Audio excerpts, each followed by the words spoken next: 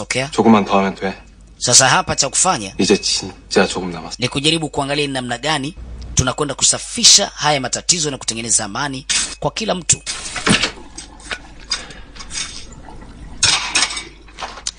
Basi wanatakiwa tazame namna gani wanakabiliana na hizi changamoto na ikiwezekana kuleta amani kwa kila mtu. Sasa yule mbwa kaja na kamba ambaye bwana nataka unitembeze kidogo nitoe out leo mzee baba. Anamwambia Sang-hyuk. Anamwambia bwana Sang-hyuk ambaye ndiye aliyesababisha huyu jamaa kabadilika akawa ni mbwa. Wanamuita Sang-hyuk. Yes. Wamtaka mtoe out kidogo leo. Sawa, akampiga pamba pale za rangi ya Yanga. Amtoa out.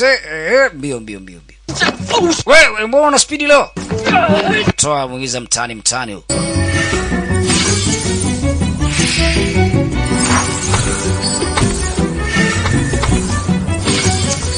Sasa kama unakumbukumbu miaka 500 iliyopita tumepata historia yake kwa uduchu tu.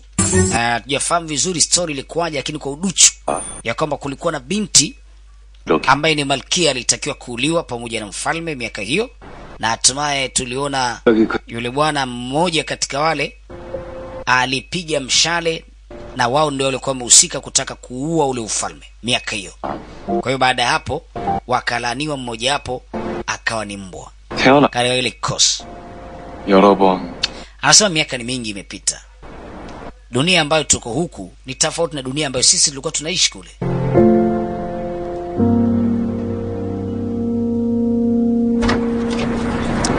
Wanaishi katika dunia tofauti na ile ambayo wao walikuwa wanaishi hapo zamani. Sasa hapa ni Gugidong Animal Hospital. Hospitali ya wanyama hii. Watu wanaleta wanyama hao wenye paka, mbwa, mbuzi, wanaleta hapa kwa ajili ya kuja kupata matibabu. Sasa hapa ni Poppy Animal Clinic. Yaani hospitali ya wanyama aina ya mbwa. Ndio wanatibiwa. Hizo ni hospitali mbili tofauti. Kuna moja inaitwa Gugi, moja inaitwa Poppy. Poppy ni kwa ajili ya mbwa. Ile Gugidong wale wanatibu wanyama wote tu pale, mbwa, paka, ng'ombe, mbuzi. Lakini hapa Poppy wanatibu paka peke yake. Sorry, mimi wanatibu mbwa peke yake. Sasa hizo hospitali bwana zina vita. Yaani zina vita so poa. Wao wanaona wako board, hospitali yao haipati wateja, lakini ile hospitali ya Gugidong ndio inapata wateja wengi kweli kweli ambayo inatibu wanyama wote. Akaambia hadi Endro kabadilisha hospitali. Umesema mbwa wako hali wala hanywi?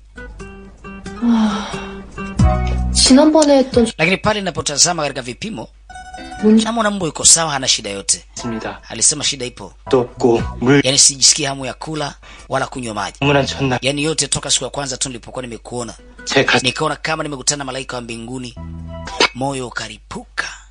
Nikajikuta nakupenda. Johnny. Huyu jamaa anampenda mmoja kati ya watumishi hospitali. Mr. Andrew.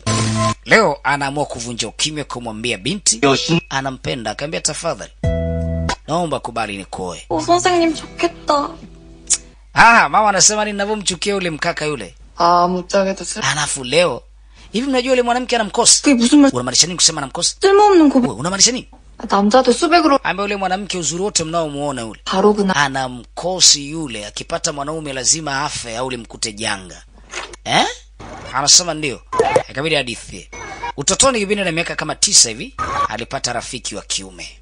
Bas rafiki yake ni huyu, na rafiki alikuwa anampenda sana huyu binti. Ni story.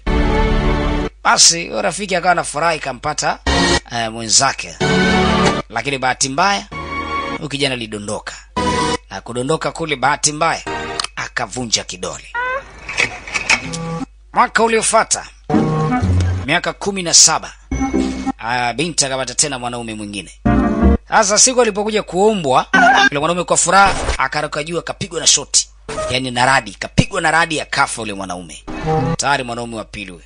Mwaka uliofuata tena akapata mwanaume wa tatu.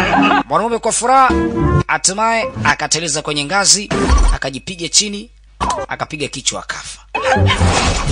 Mwaka uliofuata kapata mwanaume mwingine. Miaka inaenda mwanamke kapata mwanaume mwingine. Wakafanya change coat hapa.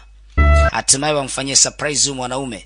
Wakampa glass yenye ice cream. Matokeo yake yule mwanaume akala pete. Kumbe mle alikuwa amemtilia pete kwenye ile ice cream. Lengo tu kwamba yule mwanaume akitia ile ice cream mdomoni ataona kitu kizito. Matokeo yake yule mwanaume akafa kwa sababu pete ilipita moja kwa moja kooni. Kwa hiyo wanaume, kila mwanaume anayepata lazima afe.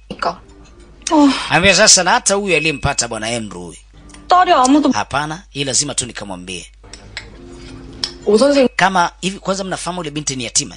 Hana wazazi. We. Hana wazazi? 그럼 부모 사랑도 못 받아. Hana wazazi kweli wewe binti? 못 만나는. Ambia tafadhali wewe acha utani wewe. 뭐야? Maskini wewe. Atakuwa ni mpweke basi muda wote. 진짜 못 만난. Lakini sikashai kufanya mapenzi na wanaume yule.